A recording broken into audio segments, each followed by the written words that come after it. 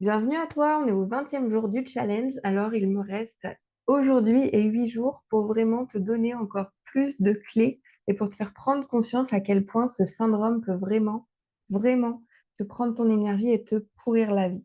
En tout cas, je m'adresse aux sauveurs compulsifs pour qui c'est le cas. Donc, si ça ne fait pas sens pour toi, surtout, tu es libre de t'en aller ou libre simplement de prendre ce qui te parle et de laisser le reste. J'ai une question pour toi aujourd'hui.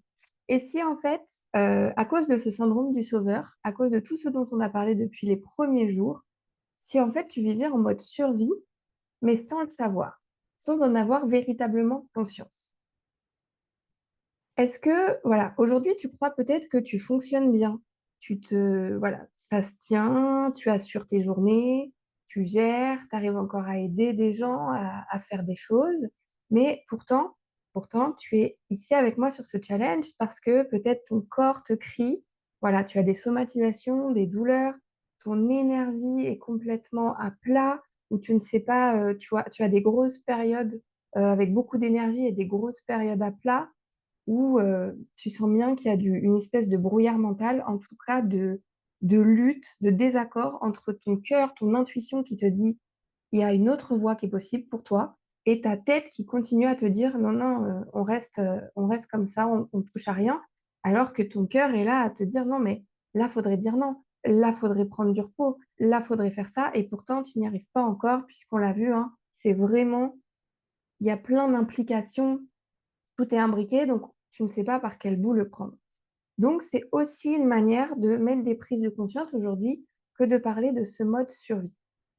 Ce mode survie, il peut être là depuis bien longtemps sans qu'on s'en rende compte et sans qu'on sache le nommer. C'est quelque chose de silencieux, d'inconscient, d'implicite. Et donc, on va essayer de le définir ensemble pour voir si tu peux être concerné par ce mode survie. Pour moi, le mode survie, c'est un système nerveux en hypervigilance. Tu sais, le téléphone va sonner. Je sais pas, je prends toujours l'exemple du jour de repos parce que avec les multitudes de choses que j'avais à faire, moi, le jour de repos, c'était sacré. Fallait que le téléphone ne sonne pas, qu'il n'y ait pas un voisin qui passe, que voilà. Des fois, hein, j'étais tellement fatiguée et épuisée qu'il fallait vraiment du silence, du repos, de la quiétude. Et donc, c'était ce téléphone limite qui sonnait. Et là, mon cœur qui s'activait, mon corps qui s'activait parce que je ne savais pas dire non, parce que je ne savais pas, voilà, le sauveur en moi, en fait, était toujours là en hypervigilance à l'intérieur, à se dire, mais qu'est-ce qu'on va me demander encore? Puisque moi, je ne savais pas dire non. Tu vois ce truc-là? Donc, c'est ce système nerveux qui est hyper vigilant tout le temps aussi quand tu anticipes, soit avec des scénarios catastrophes, soit tu es tout le temps ben, dans la charge mentale en train de penser au futur ou au passé. Donc, tu n'es jamais vraiment là en disponibilité aussi émotionnelle avec les gens qui t'entourent. Par exemple, encore ce fameux jour de repos où tu as un repas de famille ou quoi, que tu attendais avec impatience pourtant, parce que ça, c'est du lien, c'est de l'amour, c'est des trucs, ouais, c'est des moments que j'attendais vraiment patiemment. Et pourtant, j'arrivais pas à être là, présente émotionnellement, parce que j'étais en train d'anticiper, de ressasser, de faire des scénarios et surtout de me laisser happer par ce mental, hein. Et j'ai appris plus tard en lisant Eckhart Tolle dans Le pouvoir du moment présent, on doit pas oublier, on doit se rappeler absolument que le mental est au service de la conscience. Et nous, on se laisse happer par le mental au quotidien si on ne sait pas faire attention à ça.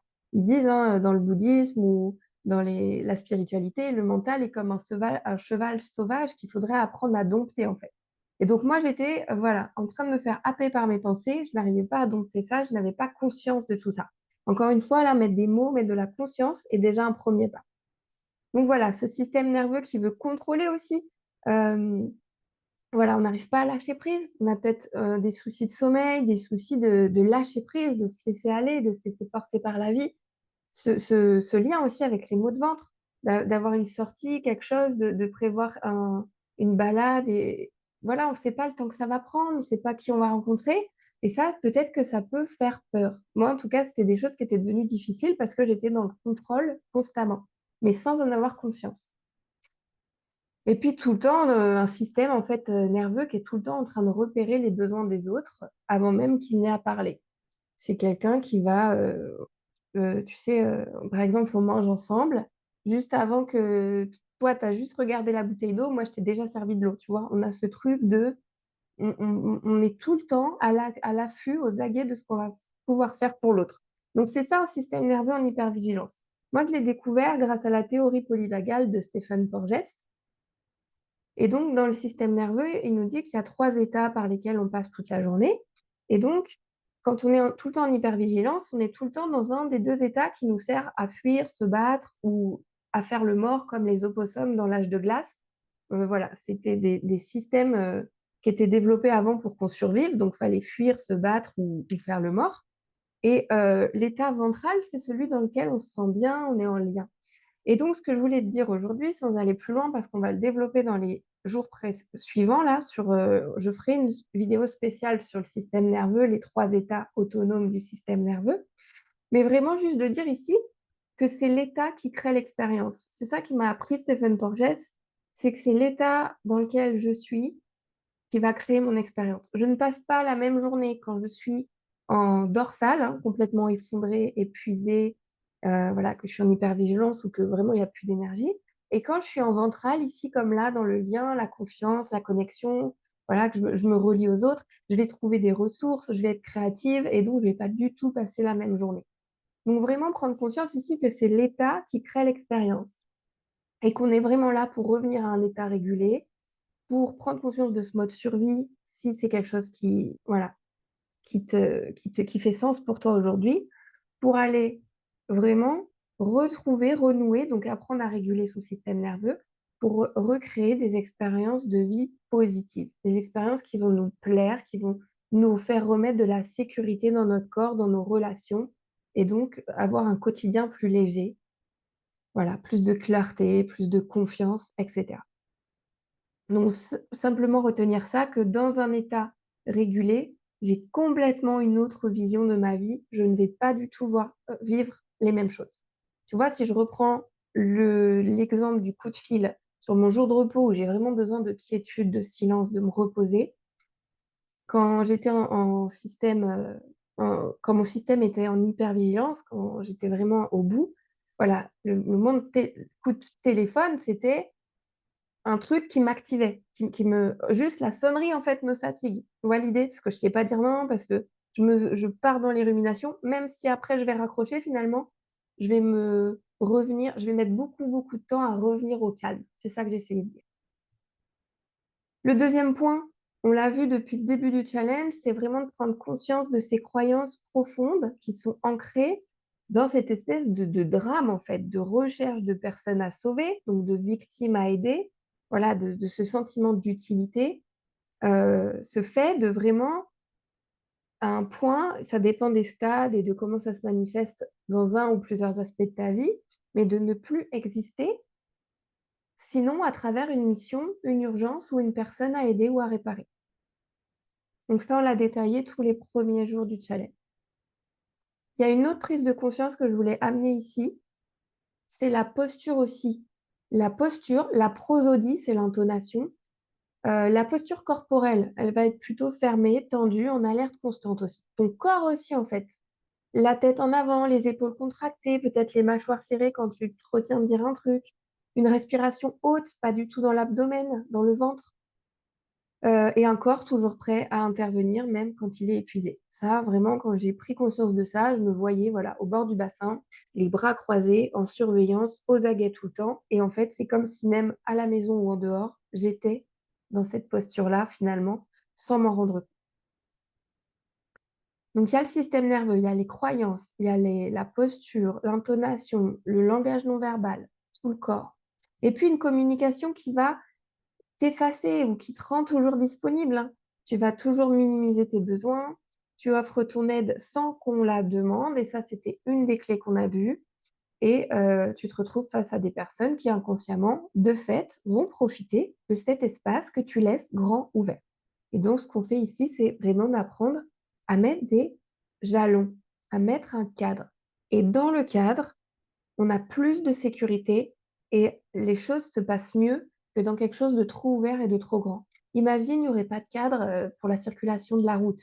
Imagine, il n'y aurait pas de cadre pour un enfant dans une maison en bas âge qui ne sait pas que s'il tire sur le fil du fer à repasser, il va se le prendre sur la tête et se brûler. Enfin voilà.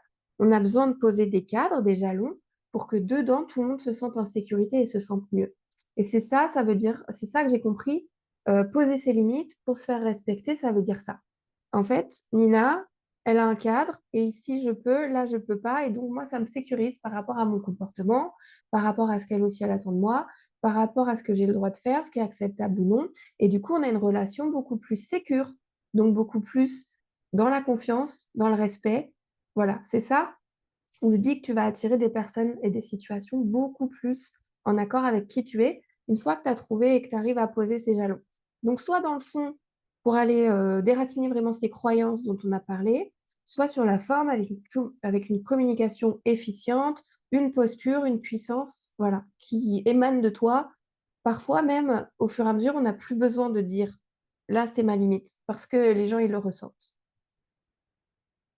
Donc voilà, si tu crois encore que cet espace que tu laisses grand ouvert et que poser des limites, ça peut paraître contre-intuitif et que c'est rejeter l'autre ou quoi que ce soit, c'est encore une des croyances qui fait partie du mécanisme du sauveur compulsif.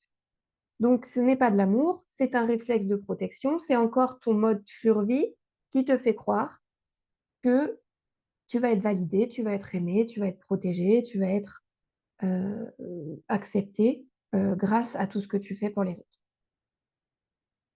Et donc, aujourd'hui, en fait, voilà, si tu crois que tu te choisis et que, c'est être une bonne personne de continuer en ce sens, eh bien, peut-être que, voilà, ton corps aujourd'hui te dit des choses, tes somatisations, tes douleurs et puis, sache toujours, toujours, voilà, d'aller discerner encore une fois, c'est ce qu'on fait aussi dans le programme, ce qui m'appartient aujourd'hui, mon adulte aujourd'hui, mon parent protecteur et mes croyances d'enfant qui recherchait de l'amour et donc les 2 sont OK, mais plus j'en suis consciente, plus je vais pouvoir choisir, moins je vais me faire utiliser inconsciemment et plus je vais, retrouver mon énergie, remettre du sens dans ma vie aussi. On a vu, hein, ce vide intérieur, c'est cet éloignement de soi, tout ce dont on a parlé.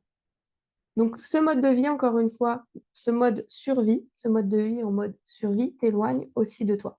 Comme on l'a vu, au jour 18 avec le vide intérieur et le jour 17 quand on se sent seul, même quand on est entouré, c'est aussi ce mode survie qui peut t'éloigner de toi, qui t'épuise, qui t'abîme et qui fait que cette petite flamme, cette petite pousse à l'intérieur s'éteint, fane, ton jardin intérieur fane.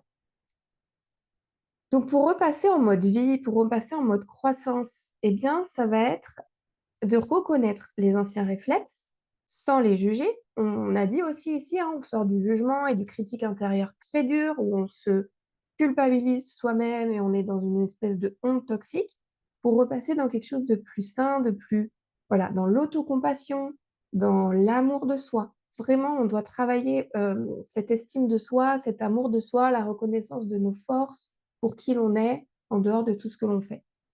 Donc, ça va passer par apprendre à reconnaître les états de ton système nerveux. Je te les présenterai demain, on parle du système nerveux. Euh, Remettre en question les croyances qui te font courir, entre guillemets, après des victimes. Aussi prendre conscience, voilà, de ta posture en te commençant à te redresser, en respirant pleinement et profondément, plus lentement. La respiration est le premier outil. Voilà, si tu n'as aujourd'hui pas l'énergie, ni la force, ni quoi que ce soit d'attaquer, de prendre ça à bras-le-corps, de faire des petits pas, juste essaie de prendre 1 minute par jour pour faire de la respiration ventrale, sans parler de cohérence cardiaque, sans parler de méditation. Juste, voilà, prendre un livre, prendre un puzzle. Moi, j'adore les puzzles. Prendre quelque chose qui te détend, jardiner, et penser à ta respiration. Juste à respirer comme il faut. Ça, c'est un des premiers outils, des premiers clés les plus puissantes et les plus faciles que tu puisses mettre en place maintenant pour ton système nerveux, pour ta pleine présence, pour sortir du mental et dompter ce cheval fou. Et puis aussi te répéter, j'ai le droit d'exister, même si je ne suis pas utile. Moi, c'était même si je ne suis pas rentable, même si je ne suis pas en train de faire quelque chose pour quelqu'un. Voilà, mets les mots qui te parlent, prends ce qui te parle et laisse le reste à chaque fois. Mets vraiment des mots qui résonnent pour toi, qui font sens. Les mots qui vont venir justement de ton intuition, de ton cœur. Si tu lâches le mental, ils vont arriver, ils vont émerger. Et donc demain, sans faute, on fait la vidéo avec tout. Donc je te détaille les 3 états du système nerveux et je t'explique tout ça plus en profondeur. Si d'ores et déjà tu as compris, voilà, tu vois à quel point le challenge t'a fait progresser, ce n'est qu'un tout petit bout de l'iceberg et donc dans l'accompagnement sur mesure, juste, voilà, avec ce que tu vis en ce moment, avec des cas concrets. Donc il y a pas de feuille d'exercice et machin, le coach, c'est la vie, en fait. C'est la prochaine situation qui te aujourd'hui pose souci et ben, on va aller, l'analyser, on va aller voilà, analyser, c'est un grand mot, mais en parler pour aller mettre l'outil qui va en face. Donc si ça fait sens pour toi, réserve ton appel clarté offert et puis moi je te dis à demain. Très belle journée, prends bien, bien soin de toi.